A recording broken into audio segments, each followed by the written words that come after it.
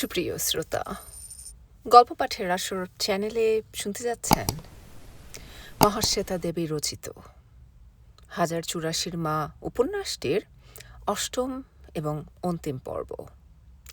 আমি ওয়ারা করিম, সাথে থাকুন। ও যারা সময় নিয়ে পুরো উপন্যাসটি শুনেছেন তাদেরকে অসংখ্য ধন্যবাদ। সব মিটে যাবার পর দিব্যনাথ ছেলেমেয়ের কাছে হো হো করে কেঁদেছিলেন। বলেছিলেন, তোমাদের মার চোখে জল নেই, আনন্যাচারাল ওম্যান। তার চোখে জল নেই। একদিন কি আসবে যেদিন সুজাতা যে কোনো জায়গায় যে কোনো লোকের কাছে বসে কাঁদবেন, বলবেন ব্রতির নাম? ভাবতেই ভয় করল, শিউরে উঠল বুক। ব্রতি কি সেদিনই মরবে? এখনো কি তার দুঃসহ শোকের বন্দিত্বে ব্রতি বেঁচে নেই? এখনো যে সব কোয়াইট নয়। জেলের পাঁচিল উঁচু, নতুন নতুন ওয়াচ টাওয়ার। বন্দীদের জন্যে বড় ফাটক অব্দি খোলা হয় না। মাঝরাতে ভ্যান আসে, রেডিও সিগন্যাল দেয়। ওপর থেকে ক্রেন নামে, জন্তুর মতো বন্দিকে যন্ত্রের নখে আঁকড়ে ক্রেন উঠে যায়, জেলের ভেতর নামিয়ে দেয়। অষ্টমী পুজোয় উন্মত্ত কলকাতা। গুলি, কালো গাড়িগুলির পালাবার চেষ্টা। গুলি। হাবলু দত্তের ফাইল বন্ধ করে দিতে পারেন। গুলি, ফাইল বন্ধ। একটি পাহারা ঘেরাও, সব যাত্রা। পেছনে ভীষণ ক্রুদ্ধ, ভীষণ সংকল্পে কঠিন মুখে সব যাত্রীরা হাঁটছে, তরুণ তরুণ মুখ। ব্রতির কথা তেমন করে সুজাতা বলে বলে সহজ হবেন? শোককে করে নেবেন আটপৌড়ে? সাদা শাল নিলেন, চটি পড়লেন, জল খেলেন। দরজায় টোকা। বিনি মুখ বাড়ালো। ঠিক তুলি ও নিপার মতো চুল বাঁধা, একরকম শাড়ি, একরকম স্টোল। এখন ওরা সকলের মতো হতে চায়, শুধু নিজের মতো হতে চায় না। এর নামই ফ্যাশন। মা, হয়েছে? হ্যাঁ। সুমন কি করছে?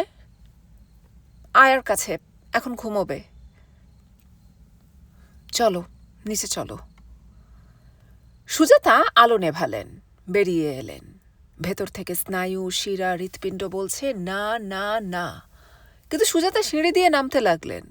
যা ভালো লাগে না তাও করে চলার নাম কর্তব্য করা। নিজে খুব কর্তব্য করেন বলে মনের কোথাও কি খুব অহংকার ছিল? ব্রতি বলেছিল, নিপার মেয়ের জন্মদিনে যাওয়ার ব্যাপারে সুজাতাকে বলেছিল, চোখের ডাক্তারের কাছে যাওয়া বেশি দরকার মা। নিপা দুঃখিত হবে। দুঃখিত হবে না মা। সুজাতা কিছুই বলেননি। দিদি দুঃখিত হবে এটা কনভেনশনের কথা। দিদির দুঃখ অথবা সুখ যে তোমার বা আমাদের কোনো ব্যবহারের উপর নির্ভর করে না তা তো তুমি জানোই মা। তবে কেন চোখ দেখাতে যাবে না? ব্রতি জানত, সব জানত। জানত বলে সকলকে ও অত সহজে বরবাদ করে দিতে পেরেছিল। সেসব দিয়েও বেরিয়ে গিয়েছিল, ফিরেও এসেছিল। সুজাতাকে বলেছিল, চলো চোখের ডাক্তারের কাছে যাবে। তুই যাবি? হ্যাঁ, চলো না। চোখে আটোপ্রিন দিয়ে সুজাতা একা একা যাবেন, কষ্ট হবে। সেজন্যই ব্রতি ওকে নিয়ে গিয়েছিল ডাক্তারের কাছে। তারপর সুজাতাকে নিপার বাড়ির সামনে নামিয়ে দিয়েছিল। ভেতরে যাবি না? ব্রতি হেসেছিল, কথা বলেনি। সেদিনও ধুতি আর শার্ট পরেছিল, প্যান্ট পরেই চলাফেরা করত। কিন্তু ধুতি পরতে ব্রতি খুব ভালোবাসত, শুধু সুজাতার চোখের ব্যাপারে নয়। যখন ব্রতি একেবারে অন্যরকম হয়ে গেল তখন কোনো কোনো কথা ওর একারই মনে থাকত। ব্রতি মারা যাবার পর সেই যে সকালে সুজাতা কাঁটাপুকুরে যান, ফিরতে তার অনেক দেরি হয়েছিল। তিনি ভেবেছিলেন স্বভাবতই ব্রতির দেহ তার হাতে দেবে পুলিশ। কিন্তু তা দেবে না, কোনো সময়ই দেবে না শুনে তিনি একবারও অবাক হননি। অবাক হবার ক্ষমতা তার ছিল না। ফিরে এসেছিলেন, তারপর খবর পেয়ে আবার চলে গিয়েছিলেন। দিব্যনাথের ঘোরাঘুরি কাকুতি মিনতির ফলে পোস্টমর্টেম সকলেরই আগে তাড়াতাড়ি হয়েছিল। লাশ ঘরে ডাক্তার তখন ফরমালিনে মুছে নগ্ন শরীর বিদ্যুৎ গতিতে চেরাই ফাড়াই করে দিত। না দিলে চলত না। তখন কত যে ভ্যান কাঁটা পুকুরের দিকে আসতো দিনে রাতে। বিকেল থেকে শ্মশানে গিয়ে বসে থাকলেন সুজাতা। বাড়ি ফিরলেন রাত দুপুরে। যখন ফিরলেন তখন নিস্তব্ধ, বিমূঢ়। কিভাবে ঘটনাকে ব্যাখ্যা করা যাবে সেই সমস্যায় চিন্তাকুল বাড়িতে হঠাৎ সমুর মার মতো স্বাভাবিক শোকে হেম কেঁদে ফেটে পড়েছিল, মাথা ঠুকে। 7 দিনেরটি আমার হাতে তুলে দিয়েছিলে, তোমার বাঁচার কথা ছিল না গো মা গো, আজ তারে কোথা রেখে এলে। বলেছিল কে আমার শত কাজে বিস্মরণ না হয়ে বাতের ওষুধটুকু এনে দেবে। কে বলবে আস্তায় দেখে অ্যাসন্নে হেঁটে যেতে আছে, রিকশা করে যেতে জানোনি? কে রিকশা ডেকে তুলে দেবে গো? কে সুজাতাকে সেই রাতে সবকিছু শেষ হয়ে যাবার পর বাড়ি ফিরতে কোলে মাথা নিয়ে বসেছিল? হেম, শুধু হেম।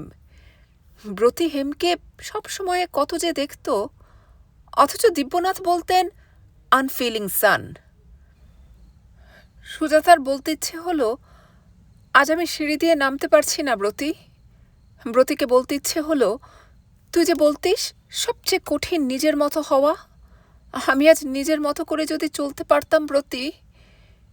কিন্তু সবসময় যদি নিজের ইচ্ছে মতন চলতে পারতেন তাহলে তো ব্রতী আসতোই না পৃথিবীতে। ফর্সা নরম রেশম চুল, জন্মচুলও পৈতেতেও ফেলেনি, মূল্য ধরে দেওয়া হয়েছিল শুধু। সুজাতার হাত চেপে না ধরে কোনো দিন রাস্তা পেরোয়নি ছোটবেলায় সেই ব্রতী। সুজাতা মাথা নাড়লেন। সামনে ড্রয়িং রুম, লোকজনের কথা, হাসির হররা।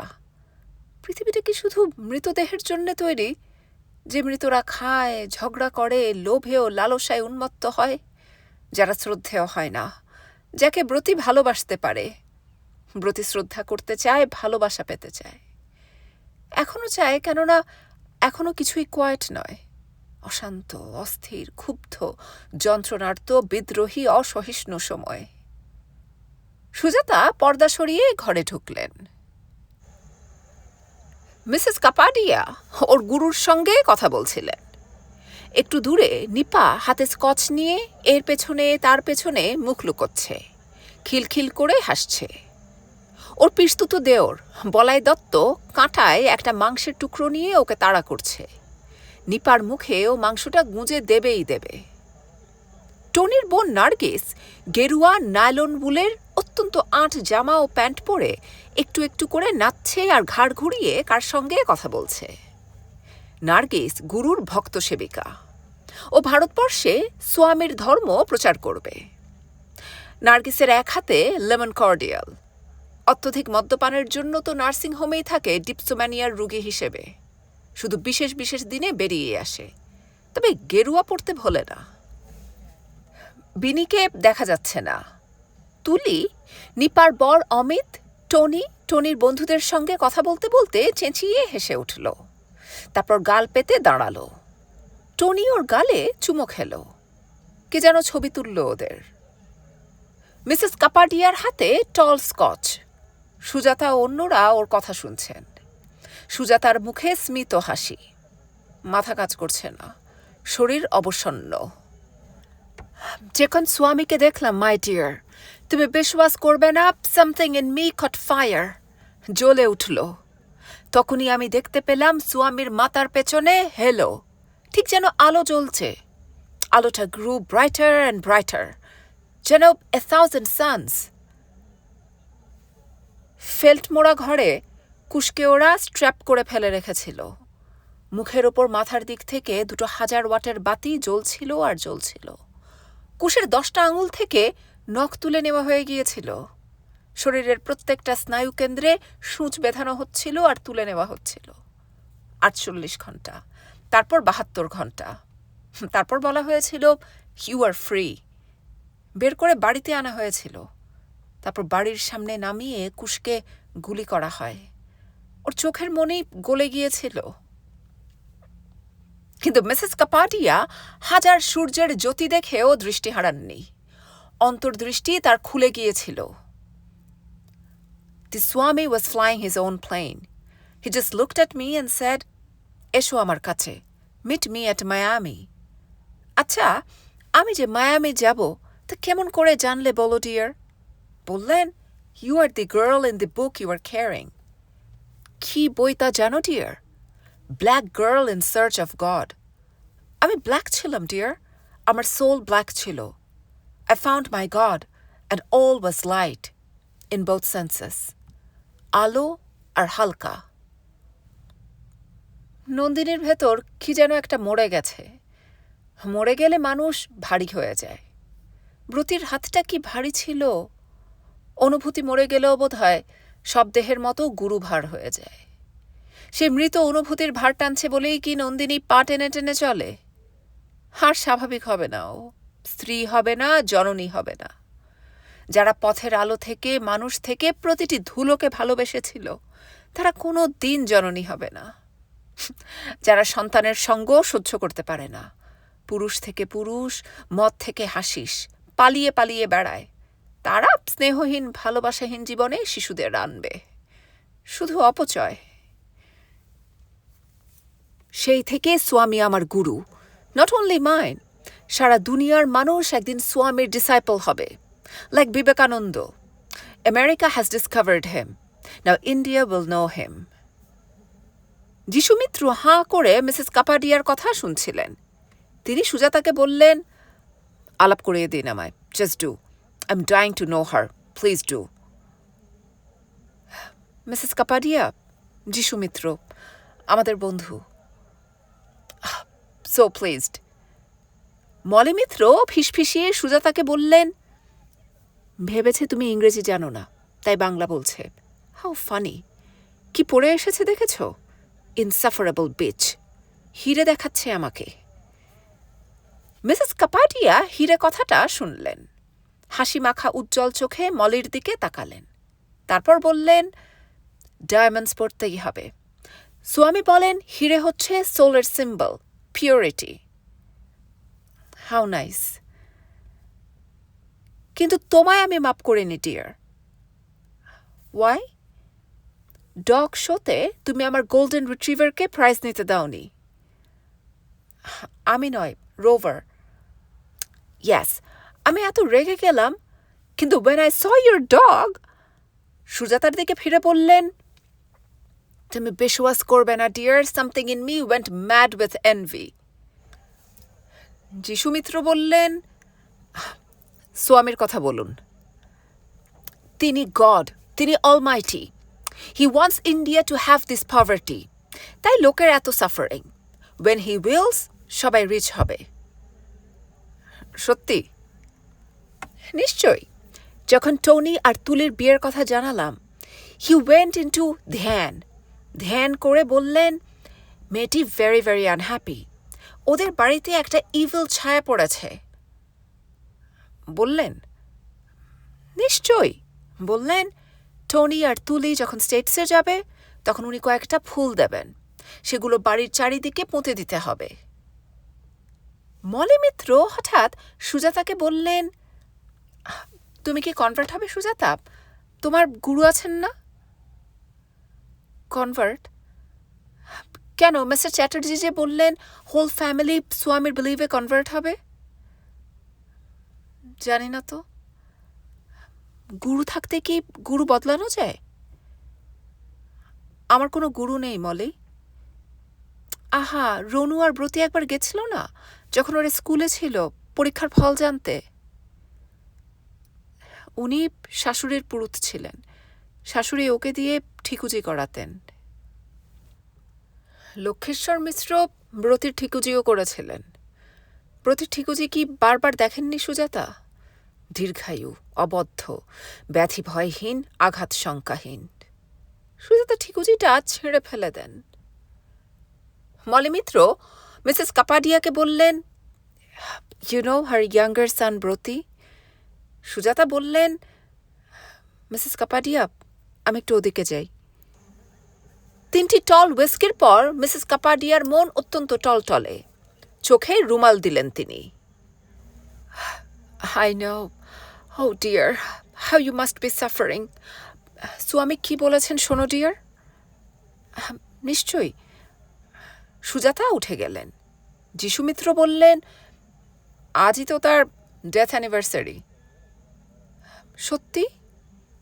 মলিমিত্র বললেন, that boy Brati, I never trusted him. সেদিন যখন বাড়ি থেকে বেরোয় কি বলেছিল জানেন? বলেছিল রনুর কাছে রাতে থাকবে। অথচ ফার্স্ট ইয়ারের পর থেকে রনুর সঙ্গে ওর কোনো কন্ট্যাক্টই ছিল না। রনুর কাছে থাকবো, as if he could be Ronu's friend. পরদিন তো কাগজে কিছু বেরোয়নি, মানে ব্রতির নাম। Jishu went to club. What blessing, our area was free. ক্লাবে যাওয়া যেত, নইলে কি বাঁচা যেত? আমি তো কাগজ খুলতাম না, বাড়িতে কাউকে কাগজ পড়তে দিতাম না। কি হরিফাইং সব খবর।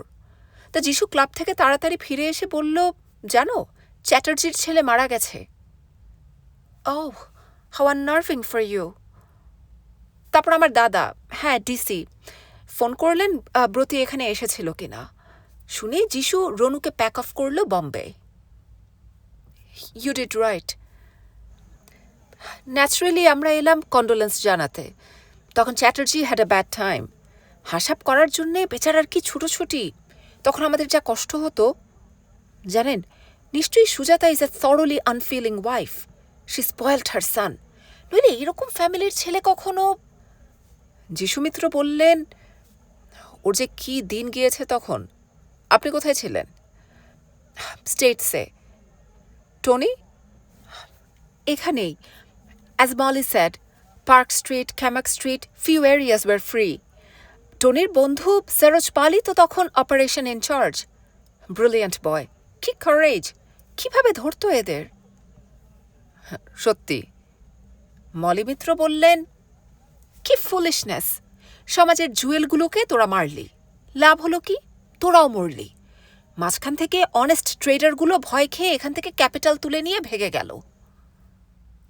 টেলিং মি, স্টেটস থেকে I flew to Bombay. Bombay থেকে কেউ আমাকে কলকাতায় আসতে দেবে না। কলকাতায় নাকি বড় লোক দেখলেই তখন মেরে ফেলছে। আমি কি করলাম জানেন? কি করলেন? মিসেস কাপাডিয়ার মুখ গৌরবে জল করে উঠল। তিনি বললেন, সুতির শাড়ি পরে সেকেন্ড ক্লাসে চড়ে কলকাতা চলে এলাম। বললাম, my husband and my son need me. স্বামীর ব্লেসিং আছে, no force in the world can kill me. Jishumitra এই কাহিনীর উপসংহারে বললেন, সুজাতাকে লাভলি দেখাচ্ছে কিন্তু, সাদা, গ্রিফ, অপূর্ব। মলিমিত্র বললেন, দ্যাটস এ স্টান্ট। সুজাতা জানেন ইভিনিংয়ে সবাই রং পরবে, অ্যাজ এ কন্ট্রাস্ট সাদা পরেছেন। মিসেস কাপাডিয়া বললেন, কি মেকআপ ইউজ করেছে বলো তো dear, something unusual. Makeup Sujata? Dear Kapadia, she never does. But why? She is beautiful. Tony বলল, let me introduce my beautiful mother in law. মা, এ জার্নালিস্ট আপনাকে দেখার জন্যে মরে যাচ্ছে। টনি বাংলাতেই বলল, কলকাতার ছেলে, বাংলা ভালোই জানে। জার্নালিস্ট বলল, চমৎকার পার্টি, বিউটিফুল শাড়ি আপনার মেয়ের। মিস্টার চ্যাটার্জি সংস্কৃত বললেন, কি চমৎকার, টিপিক্যাল বাঙালি বাড়ি আপনাদের। খেয়েছেন? প্রচুর। আচ্ছা, আমি আপনার একটা ইন্টারভিউ নিতে পারি? আমার? আমি বম্বের একটা ওমেন্স ম্যাগাজিনে লিখি। আপনি মা, স্ত্রী, আবার ব্যাংকের অফিসার, হোম অ্যান্ড ক্যারিয়ার যে একসঙ্গে করা যায়। আমি অফিসার নই। বাট টনি স্যাড, ক্লার্ক হয়ে ঢুকেছিলাম, 20 বছরে সেকশন ইনচার্জ হয়েছি। How nice. কাজেই, আচ্ছা, আপনার ছেলে তো killed from the angle of a sorrowing mother. না, মাপ করবেন। সুজাতা তখনই সরে গেলেন। মেয়েদের ম্যাগাজিনে সুজাতার ছবি, এ বিরিভড মাদার স্পিক্স। এরা কিছুতেই ব্রতিকে তার কাছে থাকতে দেবে না, অথচ আজ সারাদিন ব্রতির সঙ্গে ছিলেন। সি মাই সান ওয়াজ। বম্বে সমাজের টপ মহিলারা, রেসের ঘোড়ার মালিক, শিল্পপতির বউ, চিত্র তারকা, সবাই সুজাতা ও ব্রতির কথা পড়ছে। সুজাতা অমিতের কাছে গেলেন। অমিত, খেয়েছ? হ্যাঁ মা। তোমার বন্ধুরা খেলো কি না?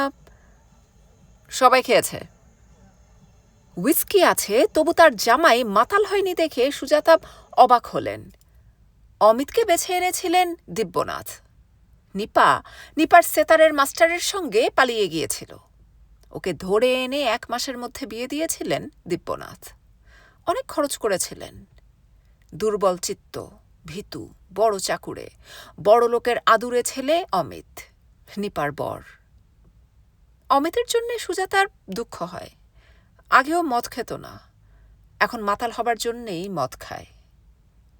ওর বাড়িতে ওর পিসতুতো ভাইয়ের সঙ্গে নিপা বলতে গেলে বসবাস করতে শুরু করার পর থেকে অমিত মদ খাচ্ছে। সুজাতা বুঝে পান না অমিত কেন ওর পিসতুতো ভাইকে কিছু বলে না। এরকম পরিস্থিতি হলে স্ত্রীর সঙ্গে কথা বলে নেয় মানুষ। যদি আবহাওয়াটা হাতের বাইরে চলে গিয়ে না থাকে, তবে চেষ্টা করে কথা বলে কয়ে নেয় পিসতুতো ভাইয়ের সঙ্গে, বের করে দেয় পিসতুতো ভাইকে, চলে যেতে বলে স্ত্রীকে। আইন আছে, আদালত আছে, ব্যবস্থা করে। অমিত কিছুই করে না, মদ খায়। দিব্যনাথ এসব মেনে চলেন বলে জামাই ষষ্ঠীতে দুজনে এ বাড়িতে আসে। অমিতের গুরুদেবের কাছে বছরে 1 বার দুজনে যায়। অমিত শোয় তেতলায়। দোতলায় একটা ঘরে ওদের মেয়ে আর মেয়ের আয়া ঘুমোয়। দোতলাতেই বলাই আর নিপার পাশাপাশি শোবার ঘর। সব যেন কীটদষ্ট, ব্যাধিদুষ্ট, পচা ধরা গলিত ক্যান্সার। মৃত সম্পর্কের জের টেনে মৃত মানুষেরা বেঁচে থাকার ভান করছে। সুজাতার মনে হলো অমিত, নিপা, বলাই এদের গায়ের কাছে গেলেও বোধহয় সব গন্ধ পাওয়া যাবে। এরা ভ্রূণ থেকেই দুষ্ট, দূষিত, ব্যাধিগ্রস্ত। যে সমাজকে ব্রতীরা নিশ্চিহ্ন করতে চেয়েছিল, সেই সমাজ বহুজনের ক্ষুধিত অন্ন কেড়ে নিয়ে এদের সযত্নে রাজভোগে লালন করে, বড় করে। সে সমাজ জীবনের অধিকার মৃতদের, জীবিতদের নয়। কিন্তু বলাই কি বলছে? এখন বাপধনদের অবস্থা কি? সব তো পাড়া ছেড়ে পালিয়েছে। আরে বাবা, বরানগর বলে কেঁদে কেঁদে ধীমান কবিতা লেখেনি? কেঁদে কি হবে? সোজা কথা, বরানগরে মোর দেন 100কে কুচিয়ে কাটলো বলে না বরানগর এখন শান্ত হয়েছে। যতদিন কাটেনি ততদিন কি টেনশনই ছিল। ধীমানকে? ধীমান রায়, যার কথা নন্দিনী বলল? সুজাতা দেখলেন একটি অত্যন্ত ফর্সা মেয়ে শালের ম্যাক্সি পরে হাতে গেলাস নিয়ে বলাইয়ের কাঁধে হাত রাখল। বলল, অপূর্ব লিখছে না ওরা? বলাই বলল, 20,000 ছেলে জেলে বলে কাঁদুনি গাইছে ধীমান। ওসব কি বুঝি না ভাবছ? যখন অ্যাকশন কাউন্টার অ্যাকশন চলছিল তখন সব হুমকি খেয়ে বাংলাদেশ বলে কাগজে কাঁদছিল। এখন সব কন্ট্রোলে। Now he feels he is safe enough to write. যা, কে যে লিখছে! সেদিন একটা কবিতা পড়ে তো আমার কান্না পাচ্ছিল। এই যে আপনার কবিতার কথা বলছি। When do you write? এত বিজি থাকেন? Really, you are truly committed to the cause. ধীমান রায় উত্তর 39, ভোতা চেহারা, অতি কুদর্শন। পাকা অভিনেতার মতো মুখে নিমেষে সংকোচের ভাব ফোটালেন। খসখসে মোটা গলায় বললেন, আর কিছু নিয়ে কি কবি লিখতে পারে? রিয়েলি, যখন কবিতাটা পড়লাম, Anup Dutta, we know him, Anup বলল হি ফিলস। জানবেন, আজ সবাই ওদের কথাই ভাবছে। ধীমান রায় অত্যন্ত নিপুণতায় মাখনের টুকরো কামড়ালেন, হুইস্কিতে চুমুক দিলেন। সুজাতা শুনেছেন যথেষ্ট মাখন খেলে হুইস্কিতে নেশা হয় না। ধীমান রায়কে দেখে বুঝলেন মাতাল হওয়া ওর উদ্দেশ্য নয়। জানি। হঠাৎ নিপা বলল। অত্যন্ত হুইস্কি খেয়েছে নিপা, ওর চোখে মুখে অধ্যত্ত। জানো নাকি? অমিত ব্যঙ্গ করল। শিওর, একটা ওয়াশড আউট কবি, পরের মুখে ঝাল খায়। তার কবিতায় আবার এক্সপিরিয়েন্স কি থাকবে? আমার ভাই মরেছিল, তখন তোমাদের সিম্প্যাথেটিক কবি কি করেছিলেন? হাইডিং বিহাইন্ড হু স্কার্টস। বলেনি আমায়? ব্রতিকে নিয়ে তো তুমি ফাঁপড়ে পড়েছিলে তখন, লজ্জায় মাথা কাটা যাচ্ছিল তোমার। কে বলল? আমি বলছি। তুমি তো আমায় পই পই করে সাবধান করতে। Not me. মিথ্যুক! Take that back. I won't. আমি খিদিরপুরের গাঙ্গুলি বাড়ির ছেলে। তোমার মতো একটা 3 পয়সার বেশ্যার কাছে। অমিত। সুজাতা নিচু গলায় ধমক দিলেন। কয়েকটি অস্বস্তিকর মুহূর্ত বিস্ফোরক। সলতে পুড়ছে পুড়ছে পুড়ছে, বারুদের স্তূপ ছোঁয়ে ছোঁয়ে এই ছবে। সলতেটা বারুদ ছুঁল না, কেননা নিপা হঠাৎ এক ঝাঁক পাখির মতো কলকলিয়ে হাসল। মা, তুমি যে কি, আমরা এরকম ঝগড়া দারুণ এনজয় করি। নিজেদের সংসারে করো। সুজাতা সরে গেলেন।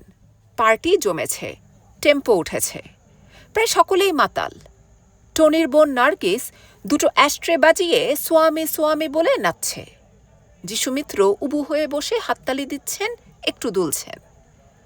অমিত তিতিবিরক্ত হয়ে বলল, তোমার মা মায়েরই একটা স্পয়েল জয়। ও এখন স্থির করল মাতাল হবে। নির্জলা হুইস্কি গেলাসে ঢালল, গলায় উপুর করল। বলাই বলল, নিপা চলো কাটি, চলো লেটস গো টু শরৎস, আজ ফিল্ম সেশন। ওর বাড়িতে প্যারিস থেকে আনা সব ছবি।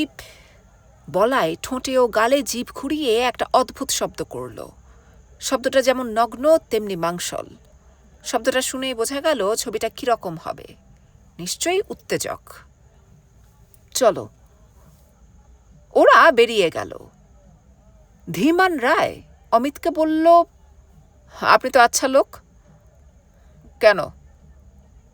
বলাইয়ের সঙ্গে আপনার বউ যে ফিল্ম দেখতে গেল, তাতে আপনার কি? বলাই বেটা ক্যালেন্ডার পেলেও। আরে বাবা, আপনি মদের গন্ধে গন্ধে বড় লোকদের কাল্টিভেট করেন, তাই এসেছেন। ফ্রি মদ পাচ্ছেন, খেয়ে যান, অত মাথা ঘামাচ্ছেন কেন? বলাইয়ের সঙ্গে? অমিত খিক খিক করে চালাক শেয়ালের মতো হাসল। বলল, বলাইকে চেনাবেন না, ও আমার পিসতুতো ভাই। ভাই?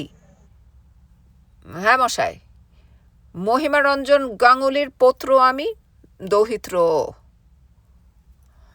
তাই বলুন। ফেট মানেন? নিয়তি? নিশ্চয়ই মানি না। ঈশ্বর মানি না, নিয়তি মানি না। ক্র্যাপ। কি বললেন? রাবেশ। আপনার মতো নাস্তিক দুবেলা আমার অফিসে আসে। আপনি মাতাল হয়েছেন।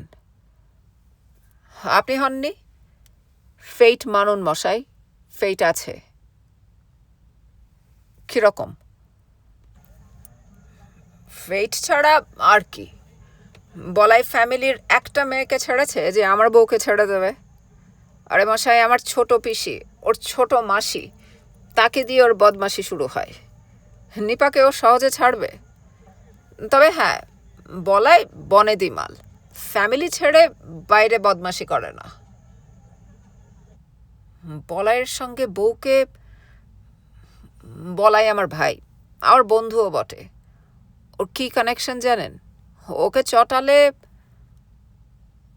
মশাই, আপনি দারুণ liberal, truly liberal. Mister Kapadia বললেন, আমি হচ্ছি সত্যি লিবারাল। দিব্যনাথ বললেন, জানি। মিস্টার কাপাডিয়া নিভাঁজ স্যুটের কালো বোতামে আঙুল রেখে বললেন, আমার পলিসি যদি ফলো করো তাহলে দেশের সব সমস্যা মিটে যায়। হাও? মিস্টার কাপাডিয়া নিখুঁত বাংলায় বলতে লাগলেন, দেশের সমস্যা কি বলুন? ইন্টিগ্রেশন হচ্ছে না। বহু ধর্ম, জাতি, ভাষা হবার দরুন দেশটা ভেঙে যাচ্ছে। ফুড কোনো সমস্যাই নয়। ফুড রায়ট হচ্ছে কি? চাষিরা অত্যন্ত ওয়েল অফ, সবাই রেডিও কিনছে। এমপ্লয়মেন্ট, প্রচুর লোক চাকরি পাচ্ছে।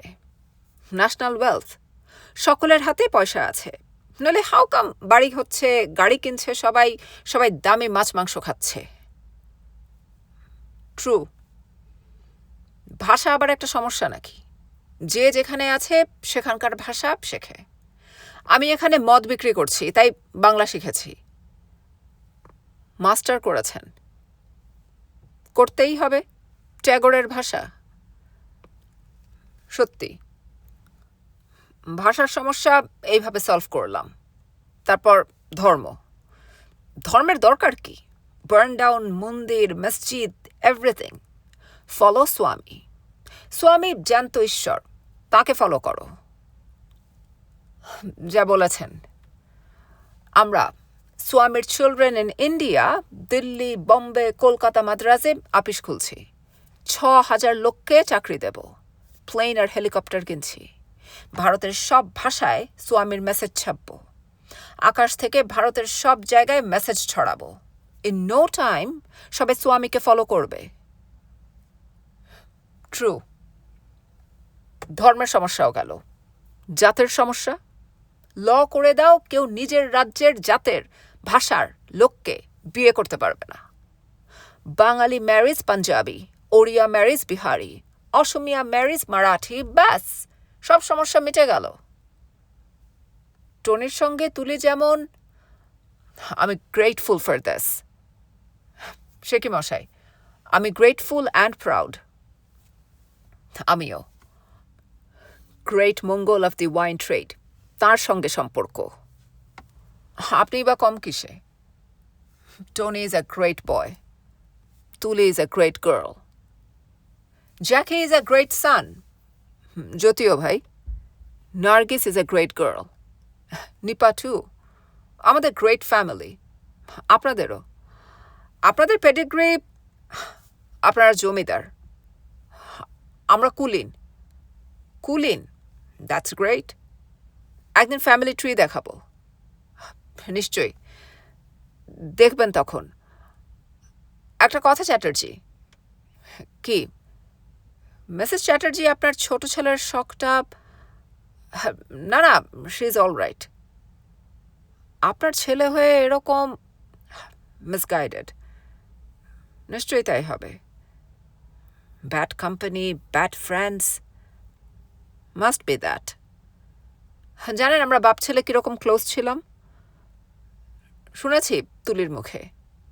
বেবিদের মতো, had no secret from each other. তাই তো হওয়া উচিত। আমাকেও গডের মতো রেসপেক্ট করত। করবে না? Such a father. সেই ছেলে যখন, ওহ, আমার হার্ট ভেঙে গিয়েছিল। যাবেই তো। আমি যে কিরকম শখ পাই। দুঃখ করবেন না। স্বামী বলেন ডেথ বলে কিছু নেই। শরীরটা আপনারও মরে যাবে। হেভেনে আপনাদের সোলের দেখা হবে। তখন দেখবেন ছেলে আপনার সেই রকম আছে। দেখব? স্বামী বলেছেন। নিশ্চয়ই। স্বামীকে আমরা ফলো করবই। করবেন। এই যে আমার স্ত্রী, ওগো, উনি কি সুন্দর সব কথা বলছেন। শোনো, শোনো না, এদিকে এসো। শুনেছি, আমি পেছনেই বসেছিলাম। Mrs Chatterjee, whisky? ধন্যবাদ, আমি খাই না।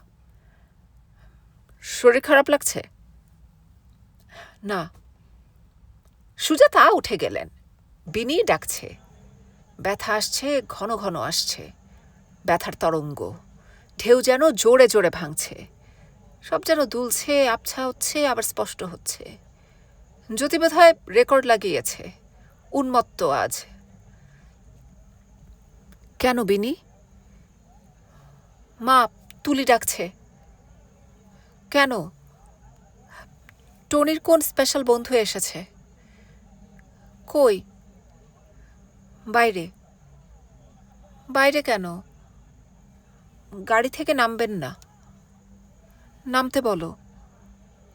মা, তোমার পা চলে গেল নাকি? ব্যথা করছে। তুমি বসো। না, আমি ওকে ভেতরে ডাকছি। না, আমি যাই। তুমি কেন যাবে? আমি যাই। তুলি অশান্তি করবে। তবে চলো। আমি ওকে নামতে বলি, তুমি খাবারের বাক্স নিয়ে সঙ্গে চলো। নামলে তো ভালোই, নইলে বাক্সটা দিয়ে দেবে। সেই ভালো। ব্যথার সঙ্গে সঙ্গে, ব্যথা বাড়ার সঙ্গে সঙ্গে শীত কমে যায়, গরম লাগে। সুজাতা শালটা রাখলেন, বাইরে বেরোলেন। ঠান্ডা, শীত, উত্তরে হাওয়া, অন্ধকার বাগান, অন্ধকার। এই অন্ধকারে যদি হারিয়ে যেতে পারেন, ফিরেও ঘরে ঢুকতে না হয়। রাস্তার গেটের সামনে কালো গাড়ি, কালো গাড়ি, কালো ভ্যান, জানলায় জাল, পেছনের দরজায় জাল, জানলার জাল দিয়ে হেলমেট ঢাকা মাথা। সামনে কে ড্রাইভারের পাশে? গাড়িটা গড়জাচ্ছে, স্টার্ট বন্ধ করেনি। সাদা নিখুঁত পোশাক, পেতলের ব্যাজ, ডিসি-ডিডি সরোজ পাল, বাংলা মায়ের দুরন্ত ছেলে, সিংহ হৃদয় সরোজ পাল। সরোজ পাল তোমার ক্ষমা নেই লেখা অ্যালুমিনিয়ামের দরজায়। ঝপ করে পড়ল। ভেতরে ব্রতী, শায়িত নিথর হিমশীতল। সরোজ পাল। ইয়াস, আমার মা আছেন। না, আপনার ছেলে দীঘা যায়নি। নো, এগুলো বাড়িতে থাকবে না। না, ছবি পাবেন না। ছেলেকে আপনি শিক্ষা দিতে পারেননি। আপনার ছেলে গুন্ডাদের দলে ভিড়েছিল। আপনার ছেলে যা করেছিল তার ক্ষমা হয় না। আপনার উচিত ছিল ছেলের মন জেনে তাকে আমাদের হাতে সারেন্ডার করতে বলা। না, বডি পাবেন না। না, বডি পাবেন না। না, বডি পাবেন না। সুজাতা তাকালেন, সরোজ পাল তাকালো। 1084 মা, ব্রতী চ্যাটার্জির মা। একে দেখতে হবে বলেই তো আসতে চায়নি। বিনি এগিয়ে গেল। নামবেন না? না। একবারও না? না, কাজ আছে। টনি আর তুলিকে উইশ জানাবেন। খাবারের বাক্স নিন অন্তত। দিন, তাড়া আছে। আচ্ছা, নমস্কার। স্টার্ট। গাড়ি গড়জালো, বেরিয়ে গেল।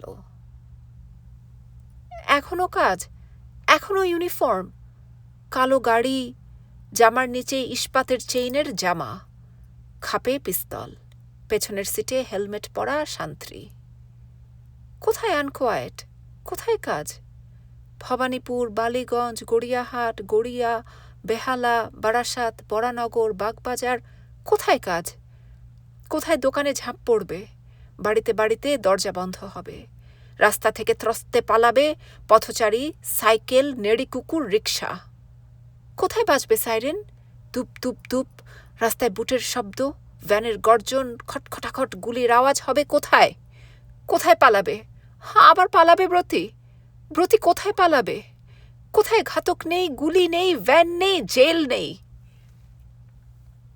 এই মহানগরী, গাঙ্গেয় বঙ্গে, উত্তরবঙ্গে জঙ্গল ও পাহাড়, বরফ ঢাকা অঞ্চল, রাঢ়ের কাঁকর খোয়াই বাঁধ, সুন্দরবনের নোনা গাং, বন, শস্যক্ষেত্র, কলকারখানা, কয়লা খনি, চা বাগান। কোথায় পালাবে ব্রতী? কোথায় হারিয়ে যাবে আবার? পালাস না ব্রতী, আমার বুকে আয়, ফিরে আয় ব্রতী, আর পালাস না। তাকে যে সারাদিন খুঁজে পেয়েছিলেন সুজাতা, সে যে এই সব কিছুতে ছিল, আছে। আবার যদি ভ্যান চলে, আবার যদি সাইরেনের হুমকিতে আকাশ চিরে যায়, ব্রতী যে আবার হারিয়ে যাবে। ঘরে ফের ব্রতী, ঘরে ফিরে আয়। তুই আর পালাস না। মার বুকে ফিরে আয় ব্রতী, এমন করে পালিয়ে যাস না। তোকে কেউ পালাতে দেবে না রে। যেখানে যাবি সেখান থেকে আবার টেনে বের করবে। আমার কাছে আয় ব্রতী। মা, তুমি পড়ে যাচ্ছ। বিনির হাত ঠেলে দিলেন সুজাতা। ছুটে ফিরে এলেন, ঘরের দরজায় দাঁড়ালেন। দুলছে, সব দুলছে, ঘুরছে, নড়ছে। সব দেহগুলো কে যেন নাচাচ্ছে। সব দেহ, সটিত সব দেহ সব। ধীমান, অমিত, দিব্যনাথ, মিস্টার কাপাডিয়া, তুলি, টনি, যিশু মিত্র, মলি মিত্র, মিসেস কাপাডিয়া। এই সব দেহগুলো সটিত অস্তিত্ব নিয়ে পৃথিবীর সব কবিতা, সব চিত্রকল্প, লাল গোলাপ, সবুজ ঘাস, নিয়ন আলো, মায়ের হাসি, শিশুর কান্না, সব চিরকাল অনন্তকাল ভোগ করে যাবে বলেই কি ব্রতী মরেছিল? এই জন্যে পৃথিবীটা এদের হাতে তুলে দেবে বলে? কক্ষনো না ব্রতী। সুজাতার দীর্ঘ আর্ত হৃৎপিণ্ড চেরা বিলাপ বিস্ফোরণের মতো প্রশ্নের মতো ফেটে পড়ল, ছড়িয়ে গেল কলকাতার প্রতি বাড়ি, শহরের ভিতের নিচে ঢুকে গেল, আকাশপানে উঠে গেল, হাওয়ায় হাওয়ায় ছড়িয়ে পড়ল রাজ্যের কোণ থেকে কোণে, দিক থেকে দিকে। ইতিহাসের সাক্ষী যত স্তূপের অন্ধকার ঘরেও থামে। ইতিহাস ছাড়িয়ে পুরাণের বিশ্বাসের ভিতে সে কান্না শুনে বিস্তৃত অতীত, স্মরণের অতীত, গতকালের অতীত, বর্তমান, আগামীকাল সব যেন কেঁপে উঠল, টলে গেল। প্রত্যেকটা সুখী অস্তিত্বের সুখ ছেড়ে গেল। হে কান্নায় রক্তের গন্ধ, প্রতিবাদ, সুখী শোক। তারপর সব অন্ধকার। সুজাতার শরীরটা আছড়ে পড়ল। দিব্যনাথ চেঁচিয়ে উঠলেন, তবে অ্যাপেন্ডিক্স ফেটে গেছে।